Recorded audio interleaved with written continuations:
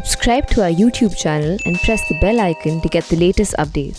नमस्कार, आज के इस वीडियो कॉलम में आपका स्वागत है और आज हम बात करेंगे इतिहास के एक ऐसे अध्याय की जिसे शायद हम विस्मृत कर चुके हैं और मौजूदा पीढ़ियों को तो शायद इसका इल्म भी नहीं होगा कि भारत में कई ऐसे प्रदेश थे जो 1947 के अंदर आज़ाद नहीं हुए, मसलन गोवा, दमन दीव, इसके अलावा दादरा और नगर हवेली, पुडुचेरी।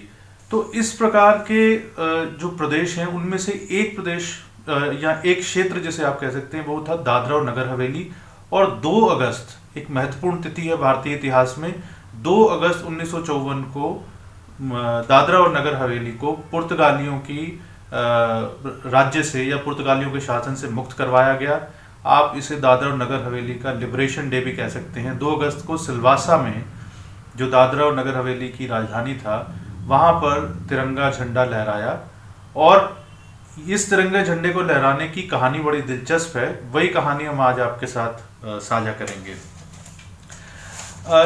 असल में हुआ ये कि 1930 के दशक के बाद से गोवा और इसके अलावा दादरा और नगर हवेली, जो कि उससे आप कह सकते हैं कि जुड़ा हुआ एक तरीके से हिस्सा था, तो इन प्रदेशों में जहाँ जहाँ पर भी पुर्तगालियों का शासन था उसके खिलाफ एक आज़ादी का आंदोलन चल रहा था। लेकिन हम इतिहास में ज़्यादा इस बारे में जानते नहीं हैं, इस बारे में ज़्यादा पढ़ते नहीं हैं और उस समय जो आप कह सकते हैं कि जो बाकी देश के अंदर आंदोलन चल रहा था, जहाँ पर अंग्रेज़ों के खिलाफ जो हमने स्वतंत्रता आंदोलन था उसके बारे में तो बहुत चर्चा थी, लेकिन पुर्तगालियों के खिलाफ जो स्वतंत्रता आंदोलन चल रहा था उसकी ज़्यादा चर्चा नहीं हुई।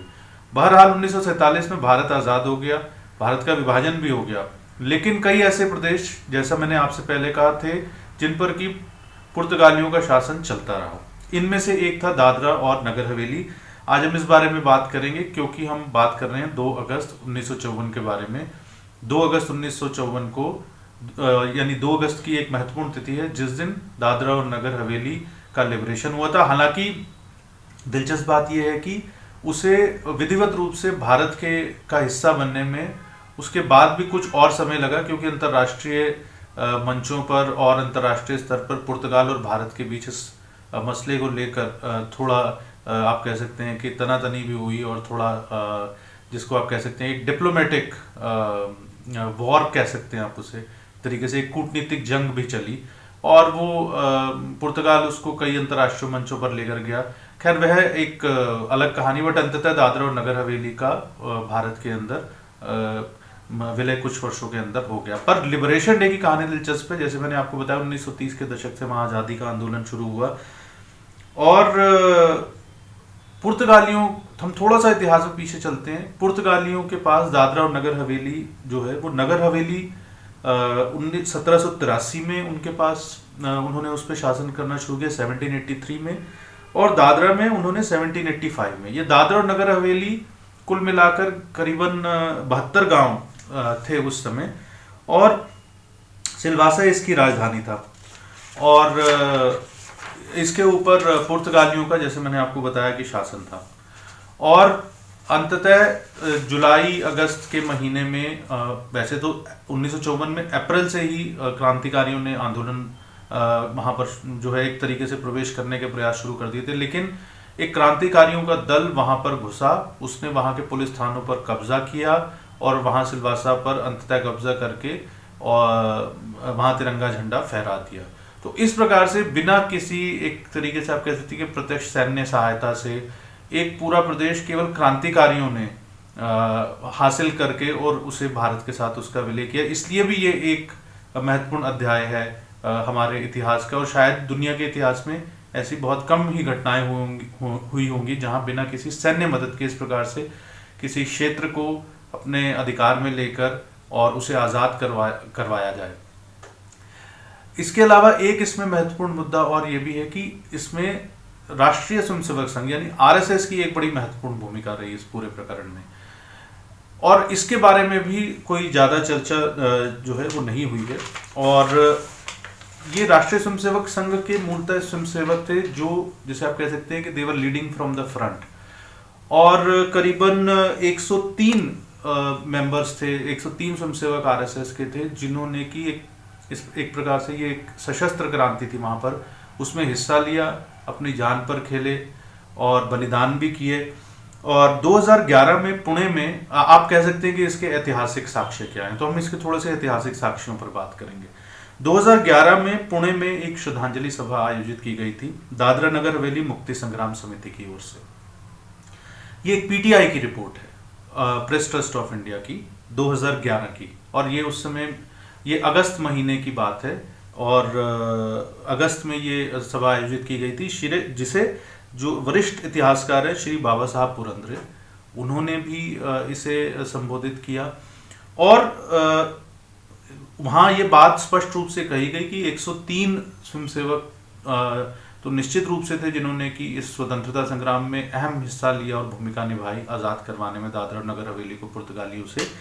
उनमें से 55 उस समय जीवित थे जब ये 2011 में सभा हुई, और उनमें से ज़्यादातर लोग वहाँ पर मौजूद थे।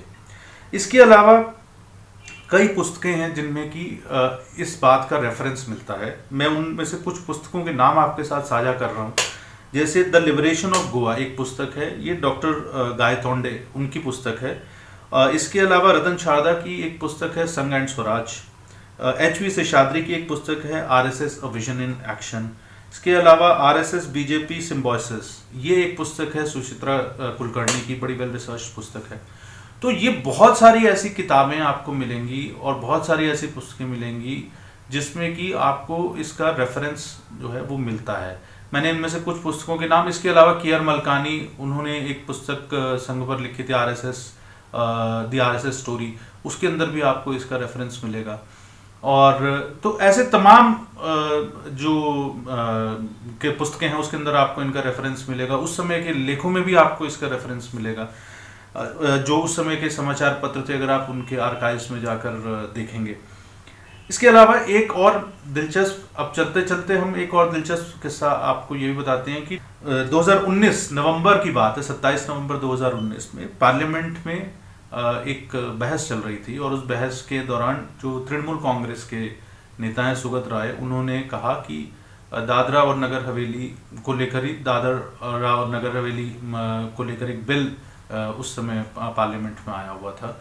तो उस पर टीएमसी के सुगत राय ने बोलते हुए कहा कि नेहरू जो हैं उन्हें इसका क्रेडिट जाना चाहिए जो दादरा और नगर हवेली में जो आज़ादी मिली, पंडित जवाहरलाल नेहरू जो भारत के प्रथम प्रधानमंत्री थे। उसका काउंटर करते हुए जो केंद्रीय गृह मंत्री अमित शाह हैं, उन्होंने पार्लियामेंट के अंदर इसी बहस के अंदर जो कहा, उन्होंने कहा कि उस समय की सरकार ने कोई इस विषय में ज़्यादा कुछ नहीं किया, और गोवा और दमन दीव, दादरा और नगर हवेली, ये जो पुर्तगालियों के अधिकार क्षेत्र में थे क्षेत्र, इन्हें आज़ाद कराने के लिए तत्कालीन नेहरू सरकार ने बहुत ज़्यादा कुछ नहीं किया, वो बहुत ज़्यादा सक्रिय नहीं थी। लेकिन कुछ युवाओं ने बीड़ा उठाया इस बात का कि हमें इनको आज़ाद कराना चाहिए और इसे अपने देश का हिस्सा है और इसे अपने देश के अंदर जो है विधिवत इसको सम्मिलित करना चाहिए। और उसमें उन्होंने एक दिलचस्प जानकारी ये भी दी कि इस सारे एजिटेशन को पुर्तगालियों के खिलाफ जो चल रहा था आज़ादी के बाद से, उसको सपोर्ट करने के लिए लता मंगेशकर, प्रसिद्ध जो जिसको आप कहते हैं कि हमारे प्लेबैक सिंगर भी हैं, प्रसिद्ध, मतलब आप उन्हें कह सकते हैं, लता मंगेशकर के नाम को किसी परिचय की ज़रूरत नहीं है।